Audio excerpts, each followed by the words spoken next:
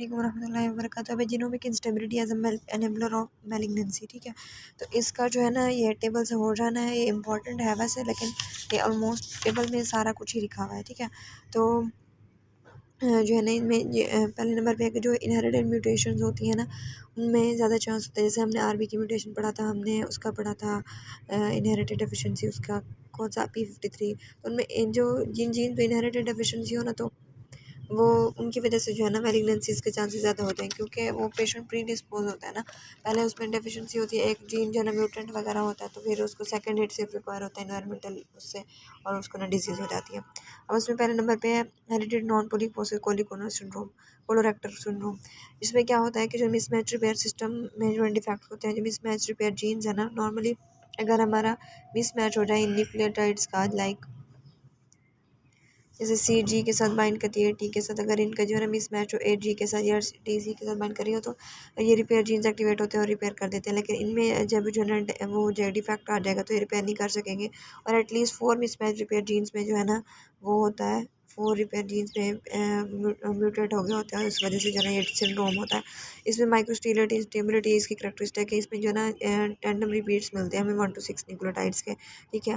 जबकि जो नॉर्मल वो होता है ना, नॉर्मल पर्सन में ये जो MSI जो है ना कांस्टेंट, माइक्रोस्टीलेट जो है ना उनका कांस्टेंट नंबर होता है।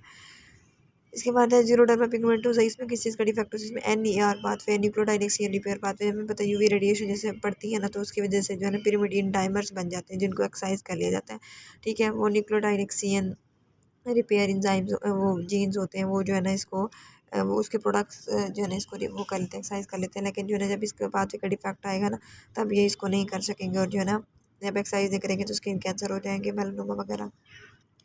इसके अलावा है कि होमोलोगस रिकॉम्बिनेशन में अगर कोई डिफेक्ट है, जैसे ब्लूम सिंड्रोम, एंटीलेंजेक्टेजा, फैंकोनियमिया वगैरह। इसके अलावा जो है ना इन सब में जो है ना DNA जो डैमेजिंग एजेंट्स हैं उनके लिए हाइपर सेंसिटिव हो जाती है। लाइक थोड़ी सी भी रेडिएशन या कोई वो आता है बाहर से कोई म्यूटाजेनिक एजेंट, तो उससे जो है ना बहुत ज़्यादा म्यूटेशन हो जाती हैं। इसके अलावा BSCR A1 है और A2 है, इनकी वजह से जो है ना ब्रेस्ट कैंसर हो रहा है अगर इनमें डिफेक्ट आ जाए। इसके बाद जो है ना लिम्फो जो लिम्फॉइड न्यूप्लाज्म है ना, ये एक बार देख लेना इधर से। इमेट्रो B सेल्स और T सेल प्रोजेनी है, ये रिसेप्टर ये दोनों ना ये आईजी प्रोड्यूस कर रहे होते हैं, RAG1 और RAG2। ये क्या कर रहे होते हैं, जो है IG की फंक्शन IG बनाने में और T सेल रिसेप्टर जीन बनाने में इंपॉर्टेंट रोल है इनका। इसके अलावा एक और एंजाइम भी वो जो है ना सिक्रेट कर रहे होते हैं, एक्सप्रेस कर रहे होते हैं, जिनमें एक्टिवेशन इंड्यूस साइटोसिन डियामाइनेज। ये भी जो है ना जो बी सेल में IG की क्लास स्विचिंग होती है डाइवर्सिफिकेशन, उसके लिए इंपॉर्टेंट है। अगर इनमें म्यूटेशन हो जाए एड और RAG1 और 2 में, तो इसकी वजह से जो है ना एंटीजन रिसेप्टर असेंबली में उसमें एरर्स आएंगी, IG क्लास स्विचिंग और डाइवर्सिफिकेशन में असेंबली आएंगी, जिसकी वजह से लिम्फॉइड न्यूप्लाज्म होंगे। इसके बाद है जी ये इन्फ्लामेशन वाला रीड करना है तो कर लें, वैसे कोई खास नहीं है, करने की ज़रूरत नहीं है। एटियोलॉजी है of the cancer, carcinogenic agents हैं, ठीक है। तो मेनली कार्सिनोजेंस ही हैं जो कि म्यूटोजेनिक के काम कर रहे हैं, जो कि उसको म्यूटेशन वगैरह कॉज करा रहे हैं। तो उसमें केमिकल कार्सिनोजेंस पहले नंबर पे, उसमें भी डायरेक्ट एक्टिंग और इनडायरेक्ट एक्टिंग है। जो डायरेक्ट एक्टिंग है इनको मेटाबॉलिक कन्वर्जन की ज़रूरत नहीं होती, ये वीक कार्सिनोजेंस होते हैं, ठीक है। और ये कुछ इनमें से कीमोथेरेप्यूटिक ड्रग्स के तौर पर भी काम कर रहे होते हैं, जैसे अल्काइलेटिक एजेंट वगैरह है, ठीक है। और इसके बाद अल्काइलेटिक एजेंट इसको रिजीम्स वगैरह में यूज़ किया जाता है कैंसर को ट्रीट करने के लिए, जैसे हॉजकिन लिम्फोमा है। इसके बाद इसके अलावा जो है ना डायरेक्ट एक्टिंग के बाद जो है इंडायरेक्ट एक्टिंग है। इंडायरेक्ट एक्टिंग इन दोनों के ना ये यूज़ है, इनकी डेफिनेशन भी याद करनी है और ये टेबल भी याद करना है, ठीक है, इसको क्रैम करना है। अच्छा जी, तो ये इनडायरेक्ट जो है ना ये इनको मेटाबॉलिक कन्वर्जन की ज़रूरत होती है, फिर जो है ना ये आके एक्टिव होते हैं, और जिस जगह पे एक्टिव होंगे उसी को ज़्यादा इफेक्ट करेंगे। लीवर में जाके एक्टिव होते हैं, लीवर का जो एंजाइम होता है ना P450 डिपेंडेंट मोनोऑक्सीजनेज, उसके ज़रिए जो है ना ये वो होते हैं, एक्टिव होते हैं। जैसे बेंजोपायरिन लिखा हुआ है यहाँ पे, वो जो लंग कैंसर में इन्वॉल्व है अगर जो है ना पेशेंट ने टोबैको की कम्बशन से एक्सपोज हुआ है। तो अगर जो है ना वो कोल की during the burning of coal जो है ना सेक्रोटल कैंसर जो है ना उसको हो जाता है चिमनी स्विक्स में, ठीक है, जो वर्कर्स होते हैं उनको हो जाएगा। इसके बाद पॉलीसाइक्लिक हाइड्रोकार्बन्स मेनली इसी में है, जो कि हमारे फैट्स वगैरह एनिमल फैट से, मीट से, फिश वगैरह से जो है ना ये प्रोड्यूस हो रहे हैं, उसमें इनडायरेक्ट में आते हैं, ठीक है। और जो है ना इसमें एक बात बताई हुई है कि जो है ना ये बेंजोपायरीन है, बेंजोपायरीन जैसे मेटाबॉलिज्म की बात करते हैं, बेंजोपायरीन एपोक्साइड में मेटाबोलाइज हो जाता है, फिर जो है ना कोवेलेंट डक्ट बना देता है DNA RNA प्रोटीन्स के साथ, ठीक है। तो इसके अलावा एफ्लोटॉक्सिन B1 भी इसी में आता है, जो कि इसमें एस्परजिलस प्रोड्यूस कर रहे होते हैं, इन्हीं कार्सिनोजेन से आता है। तो मेनली ये जो ना टेबल करने हैं दोनों की डेफिनेशन और डिफरेंस कर लेना थोड़ा सा बस। मैकेनिज्म ऑफ एक्शन क्या है कि जो है ना पहले इनिशिएशन होती है, फिर उसके बाद जो है ना प्रमोशन होती है कैंसर की, मैलिग्नेंसी है, केमिकल कार्सिनोजेंस कैसे आके वो कराते हैं, ठीक है। तो इसमें यह है कि जो है कार्सिनोजिन आया पहले नंबर पे, उसको हमारी बॉडी डिटॉक्सीफाई कर देगी, लिवर में किडनी से एक्सक्रीट कर देगी, ठीक है। उसके बाद या फिर ऐसे आ गया अंदर, उसके मेटाबॉलिक एक्टिवेट हो गया, ठीक है, मेटाबॉलिकली। तो उसके बाद वो इलेक्ट्रोफिलिक इंटरमीडिएट्स बनाने, उन इलेक्ट्रोफिलिक इंटरमीडिएट्स की भी डिटॉक्सिफिकेशन होती है और बॉडी एक्सक्रीट कर देती है। अगर ये मैकेनिज्म भी फेल हो जाए फिर क्या होता है, वो जो है ना इलेक्ट्रोफिलिक इंटरमीडिएट्स वो जो बनते हैं वो इलेक्ट्रॉन डेफिशिएंट होते हैं ना, फाइल्स जो कि DNA वगैरह के साथ जो है ना ये बहुत जल्दी जो है ना आके कंबाइन करेंगे और अडक्ट्स बना देंगे। DNA के साथ प्रोटीन वगैरह के साथ जो है ना ये बाइंड करते हैं, तो अडक्ट बना देंगे। अभी जब DNA के साथ बाइंड करें तो उसमें म्यूटेटेड हो जाएगा DNA, और DNA रिपेयर जीन्स तब हमारे एक्टिव होंगे, वो नॉर्मल सेल बना देंगे। या फिर DNA रिपेयर जीन काम नहीं करे तो एपोप्टोस कर देंगे P53 मीडिएटेड। लेकिन ऐसा भी ना हो तो फिर परमानेंट DNA लियन हो जाती है इनिशिएटेड सेल।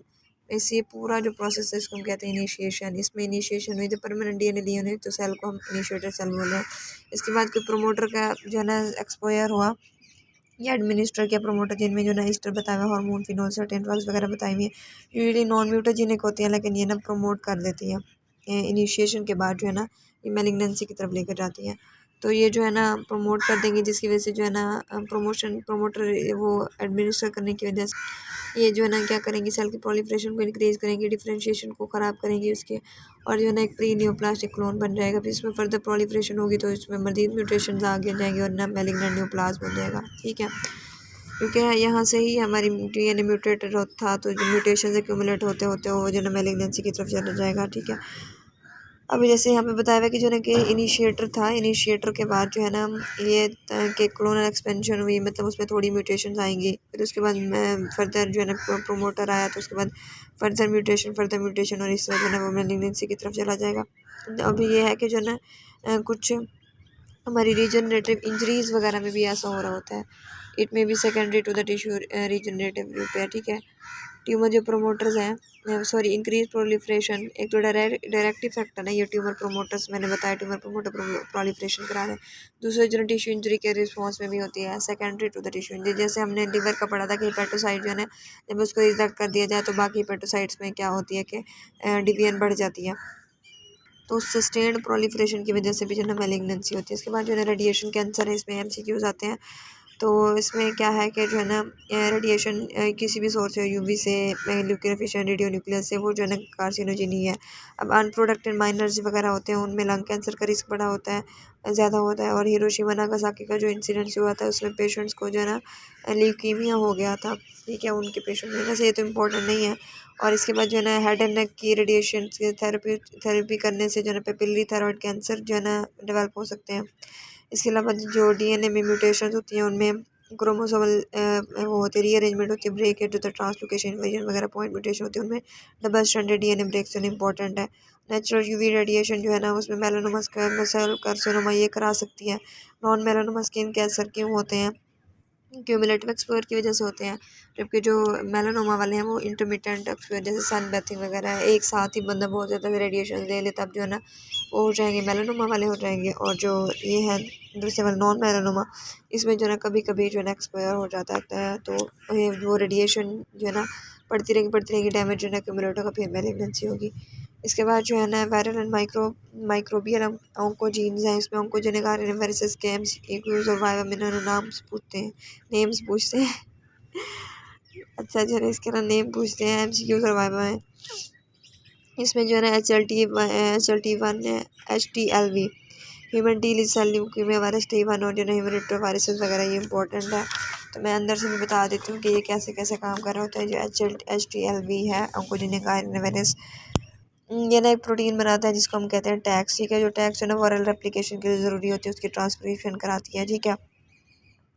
अब जो टैक्स प्रोटीन से आगे जो है ना बनाने के बाद इसके सारे काम होते हैं, लाइक इसने मैलिग्नेंसी की तरफ लेके जाना है, उस सेल को कैसे लेके जाएगा, survival and growth of the infected cell, जिस सेल को इन्फेक्ट करेगा उसका सर्वाइवल इंक्रीज करेगा, उसकी ग्रोथ को इंक्रीज करेगा। P3 काइनेज के साथ इंटरेक्ट करता है जिसकी वजह से डाउनस्ट्रीम सिग्नलिंग कास्केड जो है इंक्रीज होगा और प्रोलिफरेशन होगी उसकी। दूसरी ये है कि जो है साइक्लिन्स को एक्टिवेट कराएगा, CDKIs को इनिबिट करेगा जिसकी वजह से फर्दर जो सेल साइकिल में प्रोग्रेशन होगी और जो है उसका नंबर बढ़ेगा। इसके अलावा फैक्टर NF के बीटा भी है, उसको जो है ना सर्वाइवल वो स्टिमुलेट इसकी प्रोडक्शन को इंक्रीज करा के जो है ना सर्वाइवल को इंक्रीज कराते हैं मेनली लिम्फोसाइट्स का। इसके अलावा जीनोमिक इंस्टेबिलिटी कॉज कराता है DNA रिपेयर जीन्स के साथ इंटरेक्ट करके। जब ये सारी सर्वाइवल भी हो जाएगी, ग्रोथ भी हो जाएगी, उसमें म्यूटेशन भी बहुत सारी एक्यूमुलेट हो जाएंगी, तो वो क्या है कि जो है ना वो इन्फेक्टेड सेल जो है ना मैलिग्नेंसी की तरफ चला जाएगा। ठीक है, ये जहाँ पे ये समरी लिखी हुई है, समरी आपने याद कर लेनी है। इसके बाद